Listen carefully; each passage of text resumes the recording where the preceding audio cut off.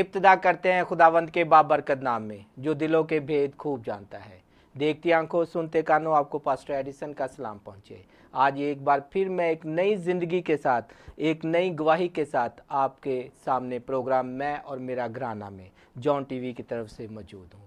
آج ہمارے ساتھ انیلا انجم تشریف رکھتی ہیں جن کی زندگی میں خدا نے بہت ہی خوبصورت کام کیا۔ آئے ہم انہی کی زبانی سنتے ہیں کہ خدا نے ان کی زندگی میں کون سے ایسے کام کیے کہ آج وہ ہمارے ساتھ میں اور میرا گھرانہ کے پروگرام میں گواہی کے لیے موجود ہیں۔ جی سسٹر جی، ہم آپ کو ویلکم کرتے ہیں پروگرام میں اور میرا گھرانہ میں، اور ہم چاہیں گے کہ آپ ناظرین کو بھی بتائیں کہ آپ کی زندگی میں خدا نے کس طرح کام کیے اور آج آپ گواہی دینے کے لیے تیار ہو۔ تھینک یو سو مچ۔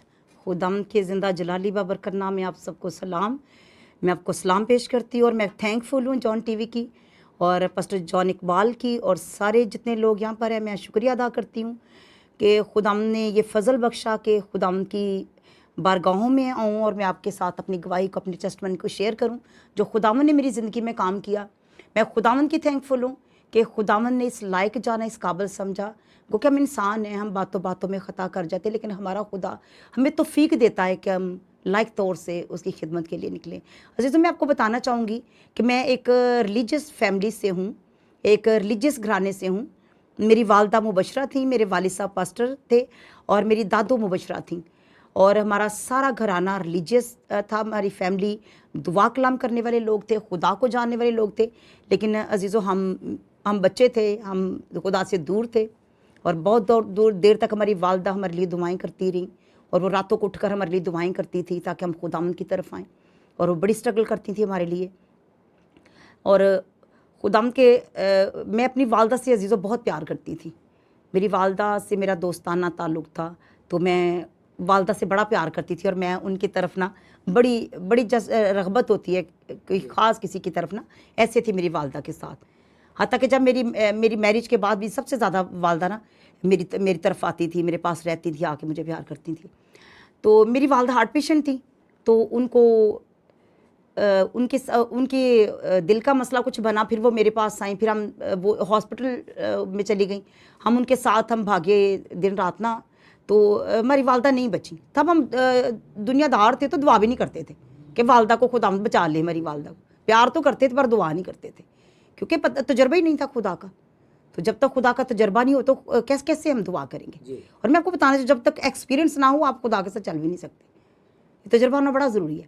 تو والدہ کی ڈیتھ ہو گئی، اور میں بتانا میں بڑے غم میں تھی، اور اتنا بڑا غم سانحہ تھا میرے لیے کہ میں بڑے دکھ میں مبتلا تھی، اور میں بھولتی نہیں تھی اپنی والدہ کو نا۔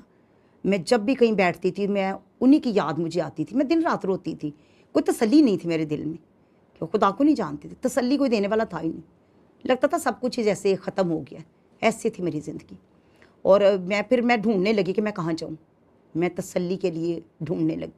پھر مجھے کسی نے بتایا، کسی جگہ پہ میٹنگ تھی، کہ میں وہاں پہ جانا شروع ہوئی، اور وہاں پہ جانا شروع ہوئی تو آہستہ آہستہ وہاں بھی جاتی تھی، لیکن دنیا دار تب بھی تھی میں، تو میٹنگ پہ جاتی رہی۔ پھر ایک وقت آیا، میری بڑی سسٹر ہیں، وہ ننکانہ میں تھی، وہ شفٹ ہو گئی ادھر لاہور میں، تو انہوں نے کہا کہ ہم جاتے، ایک میٹنگ کہیں ہوتی تو وہ کہتے ہیں چلو ادھر ہم چلتے ہیں میٹنگ پہ نا، وہ بھی جانا شروع ہو گئی، وہ مجھے بھی لے جانا شروع ہو گئی۔ پھر ہم جاتے ہم خدا میں گہرے ہوتے گئے، پھر میں دعا میں بڑھتی گئی، میں آہستہ تجربہ ہونا شروع ہوا، پھر روزے رکھنے شروع کیے۔ میں تقریباً ڈیلی روزہ رکھتی تھی، اور خدا نے پھر جیسی برکتیں کہ نازل ہوتی ہیں، مجھے برکتوں کا تجربہ نہیں تھا، مجھے نعمتوں کا تجربہ نہیں تھا کہ کیا ہوتا ہے یہ سر کچھ۔ تو پھر جیسے خدا کا ایسا فضل ہوا، خدا نے جیسے مجھے روح سے ایسے بھرا، خدا نے مجھے اسپرچلائز دی، اور مجھے نبوت دی، رویا دی، اور میں حیران ہوتی تھی، اور کئی دفعہ میں رونا شروع کر دیں کہ خدا مجھے پتہ ہی نہیں ان چیزوں کا، میں تو جانتی نہیں ہوں کہ یہ کیا کچھ ہے۔ تو میں جو دیکھتی ہوتی تھی، میں نے اپنی کھلی آنکھوں سے فرشتوں کو دیکھا، میں نے خداوند کو دیکھا، اور میں بڑی حیران ہوتی تھی کہ یہ کیا ہے۔ تو پھر بڑھتے میں ایسا میری زندگی میں معجزہ ہوا کہ کچھ لوگوں کو میں جانتی ہوں، ان کے ساتھ مسائل تھے ایسے کچھ نا، تو جب میں ان کے لیے دعا کرنی تو وہ بدروح نے بھاگ جانا، تو پھر انہوں نے کہنا کہ دل کرتے آپ کے پاس ہی رہیں، تو کیونکہ جب آپ کے پاس آتے ہیں ہمیں سکون مل جاتا ہے۔ تو ایسے میں خدا میں معجزانہ طور پہ پھر میں بڑھتی ہی گئی، خدا میں بڑھتی گئی. لیکن میں خدا کی طرف عزیزوں، کلام میں خدا نے مجھے بلیس کیا تھا، برکت دی تھی کلام کی. تو میں رویا دیکھتی تھی، خواب دیکھتی تھی، لیکن میں کلام کی طرف نہیں آتی تھی. پھر ہمارا کسی اور کوئی جماعت ہے، خداوند کے لوگ ہیں، بڑے پیارے لوگ ہیں، ان کے ساتھ ہمارا تعلق بنا، وہ باہر ہیں. تو انہوں نے مجھے انکریج کرنا شروع کیا. پھر نا وہ انہوں نے میرے لیے رویا دی کی پروفیسی کی. انہوں نے کہا خداوند کہہ رہا ہے آپ نے کلام کی برکت ہے، آپ نے کلام دینا ہے. تو میں نے انہیں کہا کہ نہیں، میں بڑی بیزی ہوں، میں نا ایونٹس پہ جاتی تھی، مینجمنٹ کا کرتی ہوں، میں جاب کرتی ہوں. تو میں نے انہیں کہا کہ نہیں، میں بڑی بیزی ہوں، تو بڑا مشکل ہے میرے لیے نا، جب خداوند مجھے بلائے گا میں خود ہی آ جاؤں گا. تو میں ویٹ کرتی رہی. میں نے کہا نہیں، میں کام کرتی گئی اپنے گھر کے مسائل میں، دعا تو کرتی، اسٹل دعا کرتی رہی ہوں. میں اگر ایونٹ سے میں رات کو 2 بجے آ رہی ہوں، پھر بھی دعا نہیں میں نے بول چھوڑنی. دعا میں راتوں کو اٹھ کر کرتی رہی ہوں، دعا صبح بھی، جب بھی ٹائم مل رہا ہے دعا کرتی نہیں کرتی. لیکن خداوند نے جو توڑا دیا تھا مجھے، وہ میں اس طرف نہیں آتی تھی. پھر میں آپ کو بتانا چاہوں گی، یہ بھی بڑی ایک گواہی ہے میری، کہ میں ایک دن میں سوئی ہوئی تھی. تو میں نا سوئے میں صبح دعا کر کے کوئی 3 ساڑھے 3 اٹھی ہوں، میں دعا کر کے پھر میں سو گئی ہوں. تو میں سوئی ہوئی تھی. تو میں کیا دیکھ رہی ہوں کہ ایک چرچ ہے، تو میں اس میں پریچ کر رہی ہوں. اور پریچ میں بہت واضح کر رہی ہوں. میں نے کبھی پریچ کیا نہیں تھا، مجھے پریچنگ کا تجربہ ہی نہیں تھا. تو میں پریچ کر رہی ہوں، اور کلام کی آیت جو میرے منہ سے میں بول رہی ہوں، میں واضح سن رہی تھی. میں سوئی ہوئی تھی اور میں سن رہی تھی کہ وہ کلام کی آیت جس میں میں پریچ کر رہی ہوں. کلام کی آیت میں بتانا چاہوں گی، وہ میرے لیے بڑی خوبصورت آیت ہے. اے سونے والے جاگ اور مردوں میں سے جی اٹھ، تو مسیح کا نور تجھ پر چمکے گا. اور یہ میں بول رہی تھی، اور اس میں پریچ کر رہی تھی. مجھے ایکسپیرینس نہیں تھا پریچنگ کا نا، میں نے کبھی کی نہیں. میں بڑی اس معاملے میں شاید تھی کہ میں چرچ میں جا کے بولنا نا مجھے تھوڑا، حالانکہ میں ایونٹس پہ جاتی ہوں اور میں بہت ہائی جینٹی کے لوگوں میں جاب کرتی ہوں، اور بڑے اسٹینڈرڈ کے لوگوں میں کام کرتی ہوں، اور میں بڑا کانفیڈینس ہے میرے اندر. لیکن جب چرچ کی بات آتی تب کانفیڈینس تھوڑا ایسی ہو جاتا تھا کہ نہیں بس ٹھیک ہے، میں دعا کر رہی ہوں، خدا کے ساتھ چل رہی ہوں. لیکن پھر وہ میں یہ دیکھا میں پریچ کر رہی ہوں. تو میں آپ کو بتانا چاہوں گی، میں نا اٹھ کے بیٹھ گئی سوتے سوتے بیٹھ کر، جیسے کسی نے مجھے انکریج کیا کہ نہیں لکھو، اس کو لکھو. اور میں اٹھ کے، آپ کو مانے کہ میں سوئے اٹھ کے تو لکھنا شروع ہو گئی بیٹھ کے. فٹ میں نے کاپی پین، ہر وقت بائبل میرے ساتھ آنی ہوتی ہے، تو میں فٹ میں لکھنا. پھر میں لکھتی میں 5 صفحے لکھ گئی، اور مجھے پتہ ہی نہیں کہ میں لکھتی جا رہی ہوں. اور خدا نے ایسے کلام دیا. پھر جب میں صبح اٹھی، میں دعا کرنے کے لیے بیٹھی. جب میں نیند سے سو کے اٹھتی ہوں، پھر میں دعا کرتی ہوں، بھائی کلام ریڈ کرتی ہوں. پھر میرے ذہن میں کلام چل رہا، کلام ختم ہی نہیں ہو رہا تھا میرے اندر سے نا. تو میں کلام لکھتی جا رہی تھی. تو پھر دوپہر کو نا، میرے انکل ہیں باہر ہیں بحرین میں، ان کی کچھ میٹنگس چلتی ہیں زوم وغیرہ پہ. ان کا فون آیا، میں نے انہیں بتایا. تو وہ کہتے ہیں دیکھا نیلا، تو میں تجھے تب سے کہہ رہا ہوں، خدا تجھے کھینچ کے لا رہا ہے اب اپنی طرف نا، تو نہیں آتی، تو نے پریچ کرنا ہے، تو نے کلام خدا تجھے کلام دے رہا ہے. تو چھوٹی سسٹر بھی، ان کا بھی کوئی منسٹری ہے چھوٹی، تو ان کے ساتھ شیئر کیا. تو انہوں نے کہا آج ہی تو نے میرے کلام دینا نا گروپ میں.